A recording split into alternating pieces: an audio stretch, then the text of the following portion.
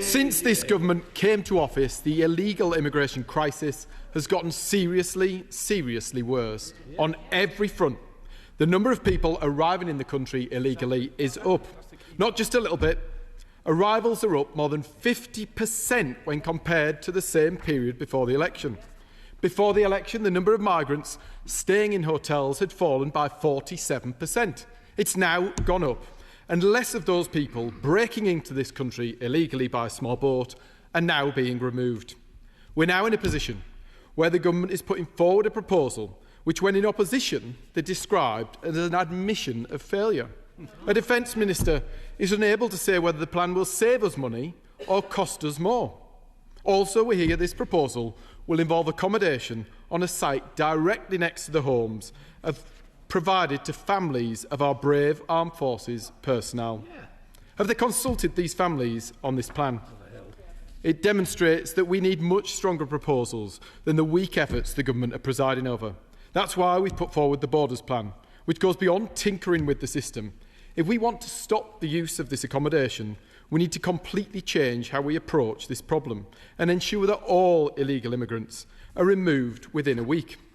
This is a comprehensive plan based on our proposal to leave the ECHR, reform how our asylum system operates and remove the blockages which have stopped the removal of illegal entrants. This is a proposal which is not only practical but fair, as those who come to the UK illegally should not be housed at the taxpayers' expense in ever greater numbers. People need to know that if they break into this country, they will be detained and they will be deported. That is how we solve this crisis. Therefore, I finish by asking the question we're all wondering. When will the asylum hotels close? Will the government commit to closing all asylum hotels within a year? Minister. Thank you, Madam Deputy Speaker. What an optimistic effort by the honourable gentleman who invites us to believe that a system that he and his colleagues broke over a period of 14 years, they have worked out how to fix in 14 months. I think the British public saw through that last July 2024. I suspect they will see through it again. He talks about removals. Of course, removals are up now over 35,000 since we took office. But of course, when it comes down to to why we have hotels in the first place, where is the original sin? Of course, the original sin is that colleagues opposite stopped assessing claims. That's why we have hotels. That's why we've made the efforts we have to shift that backlog. The reality is it's a broken system. We have a very simple equation. It's a complicated issue with a simple equation. We are a very popular country for people to want to come to. Of course we are the greatest country in the world with our brilliant institutions. But it's also because people are sold a dream that you can come here, live in a hotel and work illegally. Until and unless you attack those two fundamental truths, nothing will change. But we know, Madam Deputy Speaker, we know that the party opposite do not oppose our plans today because, after all, they did 2 military sites of their own. Angus MacDonald. Thank you, and thank you, Minister, for the... I got a call yesterday at 7:10 in the morning from the BBC, and they said, what is your comment on the Cameron barracks being taken over to use house migrants? Now, I know that place well because I was based there in the army. It is residential. It is surrounded by housing, very, very close. And what's more, it's only 10 minutes from the Inverness city centre. I asked for a briefing from the Home Office and got one, which was wonderful. What I learned is there's going to be up to 309 males there. They're single asylum seekers, and they'll move in at the end of November. I have a few questions from that. Why was I not engaged in any sort of discussion about this? Why was the Scottish Government not engaged in conversation? And why were the Highland Council and other authorities just informed? They were not engaged, which was the word you used. The second question I have is, did the Home Office officials actually consider the fact it was a city centre before they agreed to take it on?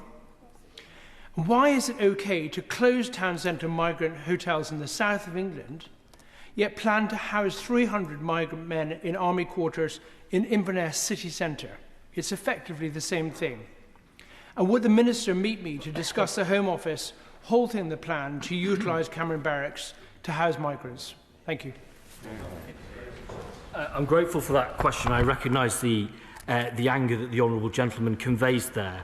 I am sorry that he heard in the way that he did. I, of course, will have that meeting with him. It can be difficult to sequence this correctly. We live, as all colleagues know, in an age of mis and disinformation, and trying to sequence who hears what and when is or can be sticky. But nevertheless, he should not have heard in the way that he did. And similarly, I would recognise, because of course you can't take part in these proceedings, the Right Honourable Member for Sussex Weald, whose duties as Deputy Speaker preclude her, but also the same is true for her. And I would recognise the strength of feeling that she has conveyed to me in no uncertain terms about her views and the views of her constituents and their opposition. And I will continue to engage with him, I will continue to engage with her, and I would encourage her local authority to also do so. I recognise the strength of feeling. On his other questions, of course that consideration has been made. We're looking at all sites in that regard, be they a hotel, be they dispersed accommodation. Always the local context is considered. I would gently say that, of course, both sites have been used recently for the Afghan resettlement scheme. So there is a clear understanding across government of the capabilities of those sites and, of course, their locations as well. But I want to be very clear what's at stake here, because the Honourable Gentleman talks about closures of hotels. Now, we know that hotels are an exceptionally challenging issue in this country. Too many people come to this country being sold a dream that they will be housed in a hotel and they'll be able to work illegally in our economy. Today, we have announced that we've had our best ever year for illegal work raids, with 1,000 people deported as a result. But we have to break the model that says you'll get to live in a hotel and work illegally, and this is a really important part of that. Nick Timothy. Madam Deputy Speaker, the Minister's given us the usual government lines on returns under this government, when the majority of them are obviously voluntary returns, and actually when it comes to enforced returns, the numbers are lower than 9 of the 14 years of Conservative government and 15% lower than the Tory average. I want to raise the case of Hadush Kabatu. The Home Secretary said she'd, quote, pulled every lever to deport him, but when it emerged he was paid £500 after threatening to disrupt his departure, we were told that it was actually an operational decision to do that.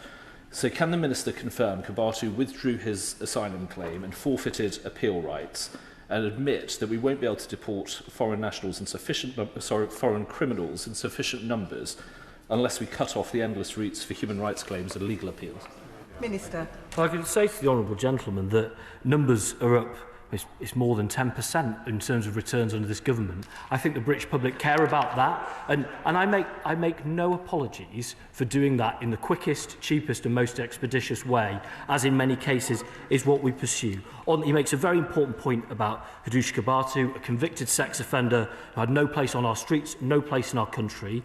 It is right that he has been removed. He was forcibly deported. A team of 5 escorts accompanied him on that flight. We turned down an application for the facilitated return scheme, which under successive governments has offered grants of up to £1,500. But given the threats and the very real threats to disrupt the flight, an operational decision was taken to provide a £500 payment. This was taken because the alternative was slower, more expensive for the taxpayer, and would have included detention, a new flight, and no doubt subsequent legal claims. This wasn't a decision taken at ministerial level, but I'm not going to second guess what's a very, very difficult operational environment.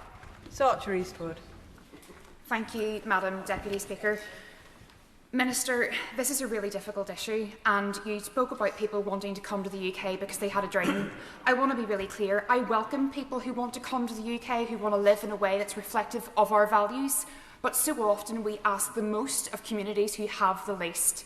Do you agree with me that the continued use of public money for asylum hotels poses a risk not just to our politics, but in terms of value for public money and social cohesion? I would start by saying that I share her spirit. Actually, I believe the British public do too. I've seen the British public, whether it's with regards to Syrian refugees, whether it's regards to Home for Ukraine, the Afghan resettlement scheme, British nationals overseas. The British public meet the moment for people who need shelter and show extraordinary capacity for compassion. But there has to be a limit on that, exactly as she says. The assurance I can give her is A, that we are going to break these pull factors that mean that those who don't have a claim, and that is, I have to say, more than half who are assessed who don't have that legitimate reason. We're going to break that reason for them coming. But that in the meantime, in exactly the whole, the spirit that she said with regards to public confidence, that we've removed £1 billion of spend from this for exactly that reason. Thank you, Madam Deputy Speaker. And very briefly, We've just been debating a very important matter of asylum seekers and MOD accommodation.